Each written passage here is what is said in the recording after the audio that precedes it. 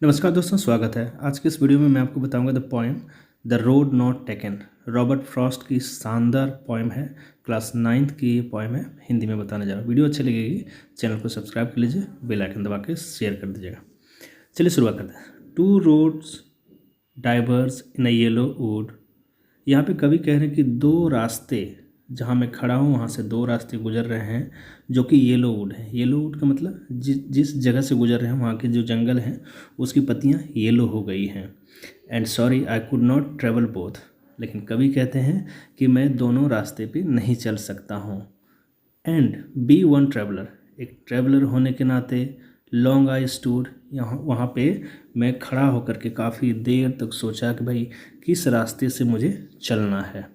And look down one as far as I could, और मैं एक रास्ते को, वहाँ पे रास्ते को मैंने दूर तक देखा, जहाँ तक मैं देख सकता था मैं रास्ते को दूर तक देखा।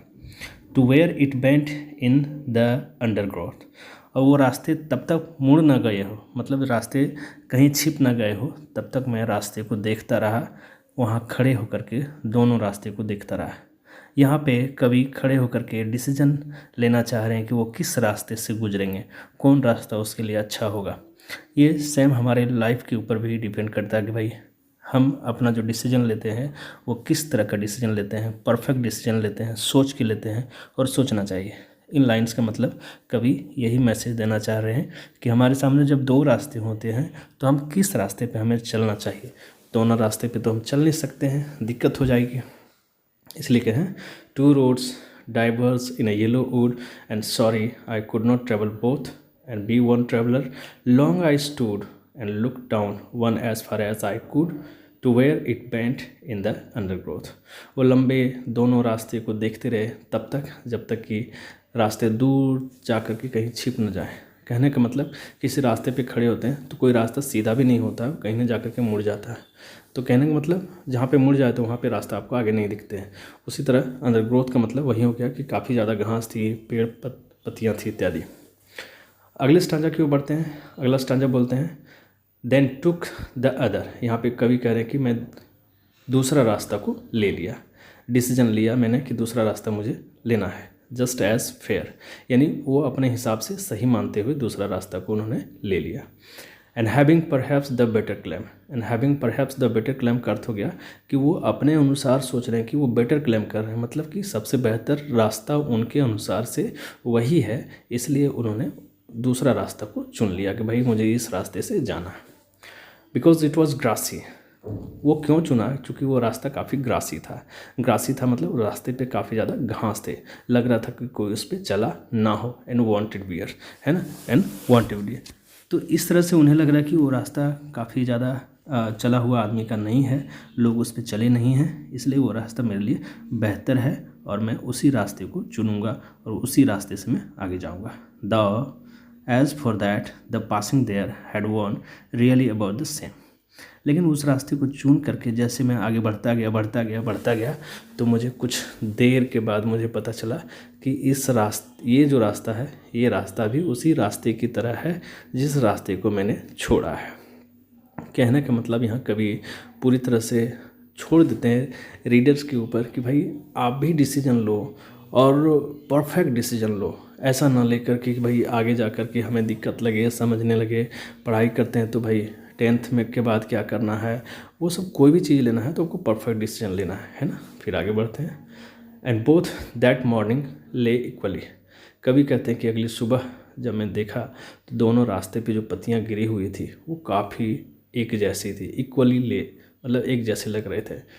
इन leaves no step had trodden back, और ऐसा लग रहा था कि कोई भी उसके ऊपर, उन रास्तों के ऊपर चला हुआ नहीं है।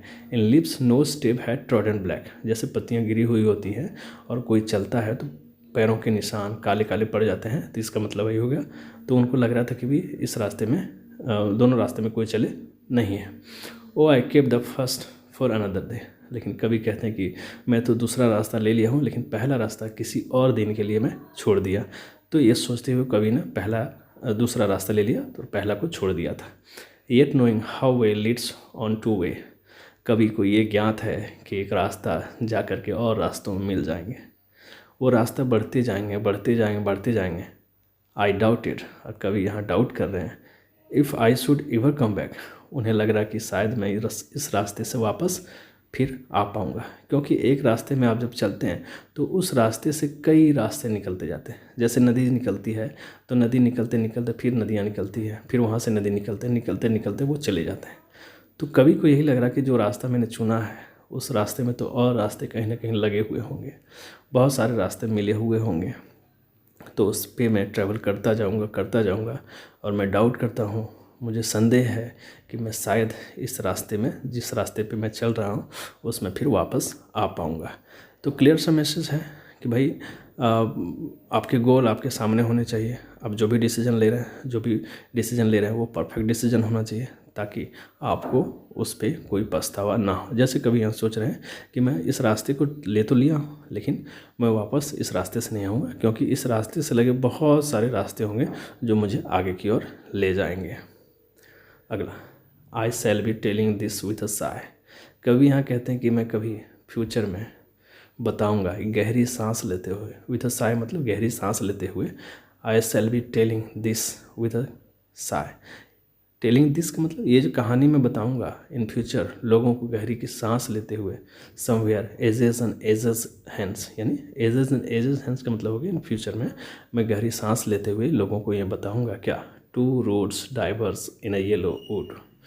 दो रास्ते गुजर रहे थे, दो रास्ते थे येलो वुड में। येलो वुड का मतलब हो गया पीले जंगल में, एंड आई, और जब मेरी बात आती है तो उन रास्तों के ऊपर मैं खड़ा होकर के मैं सोचता रहा, समझता रहा कि भाई कौन से रास्ते से मुझे जाने से अच्छा होगा। I took the one less travel, और मैंने उस रास्ते को चुना जिसमें बहुत कम लोग ट्रैवल किए थे, बहुत कम लोग उस पे चले थे, मैंने उसी रास्ते को चुना।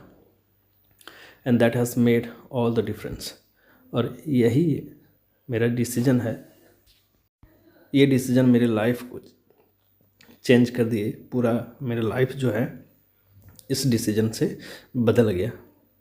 तो कवि के यहाँ कहने का सीधा तात्पर्य है, मतलब है कि जो भी डिसीजन आप लेते हैं बहुत अच्छाई से, गहराई से सोच समझ करके डिसीजन लेना चाहिए, ताकि इन फ्यूचर आप उस चीज़ को बोल पाएंगे कि भाई मैंने ये डिसीजन लिया था और ये डिसीजन मेरे लाइफ को चेंज कर दिया।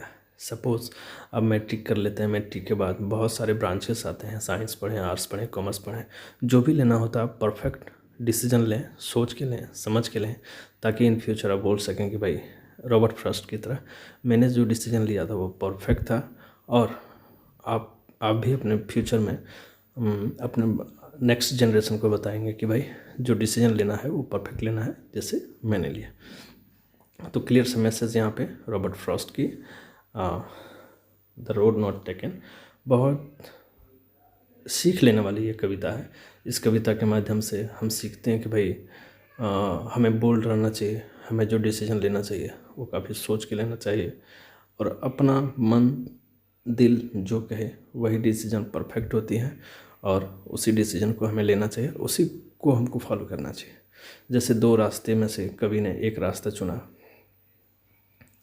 काफ़ी सोच समझ करके, काफ़ी गहराई से सोचने समझने के बाद, और फिर उन्होंने कहा कि मैं फ्यूचर में भी लोगों को बताऊंगा कि जब मेरे सामने दो रास्ते थे और जब एक चुनने को मिले तो मैं वही रास्ता चुना जो मुझे अच्छी लगी, जो परफेक्ट था, जो लेस ट्रबल था। वीडियो अच्छी लगी तो लाइक कर दीजिए, चैनल को सब्सक्राइब कर लीजिए और वीडियो को शेयर करिए। थैंक्स।